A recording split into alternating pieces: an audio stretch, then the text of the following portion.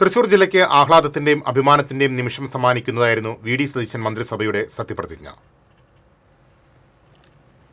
സമാനതകളില്ലാത്ത സദസ്സിനെയും ജനസാഗരത്തെയും സാക്ഷി നിർത്തി കേരളത്തിന്റെ 13ാമത് മുഖ്യമന്ത്രിയായ വി ഡി സതീശന്റെ നേതൃത്വത്തിൽ പുതിയ സർക്കാർ അധികാരമേറ്റപ്പോൾ തൃശൂരും ആഹ്ലാദ തിമിർപ്പിലായിരുന്നു. UDF തരംഗം ആഞ്ഞു വീശിയ തെരഞ്ഞെടുപ്പിൽ തൃശൂർ ജില്ല UDFന് മേൽക്കൈ സമ്മാനിച്ചില്ലെങ്കിലും സർപ്രൈസ് മന്ത്രിയെ വരെ സമ്മാനിച്ചാണ് സതീശൻ മന്ത്രിസഭ തൃശൂരിന് കൈകൊടുത്തത്. അപ്രതീക്ഷിതമായിട്ടാണ് കൊടുങ്ങല്ലൂരിൽ നിന്നും വിജയിച്ച മാള കുഴൂർ സ്വദേശിയായ യൂത്ത് കോൺഗ്രസ് സംസ്ഥാന പ്രസിഡന്റ് കൂടിയായ OJ ജനീഷ് മന്ത്രിസഭയിലേക്ക് എത്തുന്നത്. OJ ജനീഷ് എന്ന ഞാൻ കേരള സംസ്ഥാനത്തെ ഒരു മന്ത്രി എന്ന നിലയിലുള്ള എൻ്റെ പരിഗണനയിൽ കൊണ്ടുവരുന്നതോ എൻ്റെ അറിവിൽ വരുന്നതോ ആയ ഏതെങ്കിലും വിഷയം അങ്ങനെയുള്ള മന്ത്രി എന്ന നിലയിലുള്ള എൻ്റെ കർത്തവ്യങ്ങളുടെ മുറപ്രകാരമുള്ള നിർവഹണത്തിന് ആവശ്യമാകുന്നതൊഴികെ ഞാൻ ഏതെങ്കിലും ആളുകൾക്കോ നേരിട്ടോ നേരിട്ടല്ലാതെയോ അറിയിച്ചു കൊടുക്കുകയോ വെളിപ്പെടുത്തി കൊടുക്കുകയോ ചെയ്യുകയില്ലെന്ന് ദൈവത്തിന്റെ നാമത്തിൽ സത്യം ചെയ്യുന്നു. യുവജന സംഘടനയുടെ നേതാവിനെ സംസ്ഥാനത്തെ യുവജനങ്ങളുടെ ക്ഷേമം ഉറപ്പുവരുത്താനാണ് പാർട്ടി നിയോഗിച്ചിരിക്കുന്നത്. ജനീഷിന്റെ സത്യപ്രതിജ്ഞ ജില്ലയിലെ പാർട്ടി പ്രവർത്തകരിലും അണികളിലും നിറയ്ക്കുന്ന ആവേശം ചെറുതല്ല.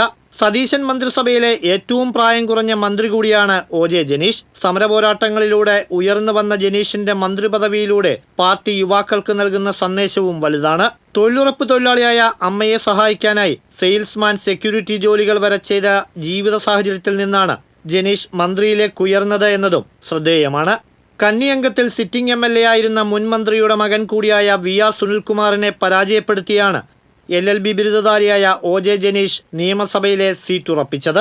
ജനീഷിന് പുറമെ ജില്ലയ്ക്ക് അഭിമാനിക്കാവുന്ന 2 പേർ കൂടി മന്ത്രിമാരായി സത്യപ്രതിജ്ഞ ചെയ്തു. കുന്നംകുളം സ്വദേശിയായ CP ജോണും ചേലക്കര കൊണ്ടാഴി സ്വദേശിയായ KA തുളസിയും. മുൻപ് കുന്നംകുളത്ത് നിന്ന് മത്സരിച്ച് പരാജയപ്പെട്ട CMP നേതാവായ CP ജോൺ ഇക്കുറി തിരുവനന്തപുരത്ത് നിന്നാണ് മത്സരിച്ച് ജയിച്ചത്.